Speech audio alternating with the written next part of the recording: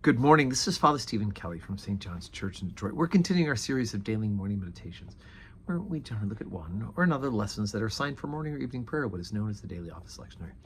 For today, Tuesday, let's take a look at the lessons assigned for evening prayer from the Acts of the Apostles.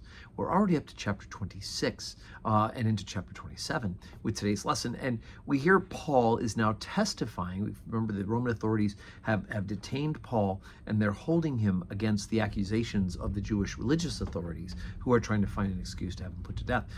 Festus, the Roman authority, is holding him, and now King Agrippa has come to hear this testimony, the Jewish king for that region, and so he's trying to convince Paul that all he's doing is talking about the fulfillment of God's promise to send a Messiah, and that in fact Jesus is risen from the dead, and it's going to be just absolute chaos as Paul asserts this point to people who don't want to hear it, who don't want to receive the truth.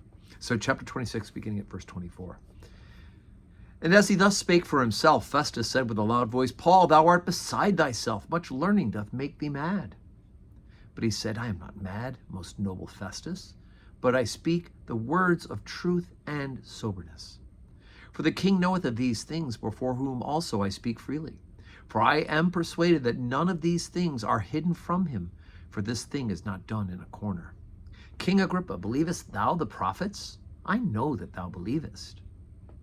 Then Agrippa said unto Paul, almost thou persuadest me to be a Christian. And Paul said, I would to God that not only thou, but also all that hear me this day were both almost and altogether such as I am, except for these bonds.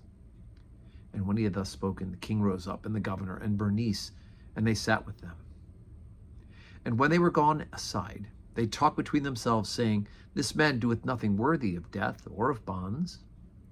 Then said Agrippa unto Festus, This man might have been set at liberty, had he not appealed to Caesar. And when it was determined that he should sail into Italy, they delivered Paul and certain other prisoners unto one named Julius, a centurion of Augustine's band.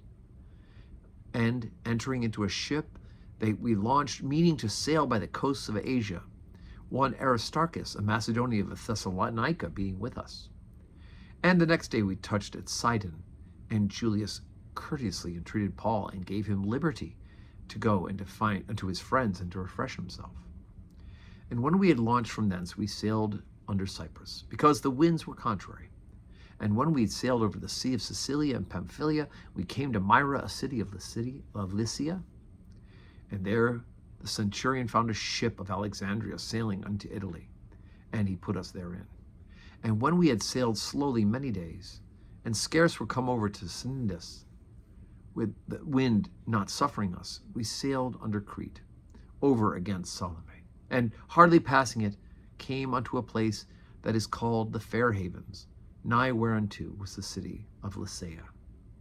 Okay, so the first part of the lesson, we hear about the testimony. Paul wills, prays that all who hear, including King Agrippa and Festus and all the crowd, would come to know Jesus Christ as Lord. It's who he is as an evangelist. It's who we should be as members of the body of Christ. But as they took counsel together, Agrippa and Festus and Bernice, they said, look, it's obvious this guy hasn't done anything wrong. That would be warrant of death. Right? It's obviously for envy that he's been brought, as we heard Jesus himself. They said, Pilate knew that Caesar was brought because of envy. So too, these guys know that, and gals, right, Bernice. But because he's appealed to Caesar, right? I'm a Roman citizen and I want to appeal to a Caesar. He's off to Caesar, and of course that's how God is using Paul and using the system to get Paul to Rome and the church in Rome to witness there as well. And so then we begin that journey. We hear the story of them heading towards Rome in this boat trip. And of course, when it says we, the writer of the Acts of the Apostles, Luke, who wrote the gospel, of course, too, Luke is accompanying Paul, and he's writing now in the first person. Okay, so today is Tuesday, and we will have 12:15 Holy Communion and 4 o'clock evening prayer, and God willing, we'll see you in church.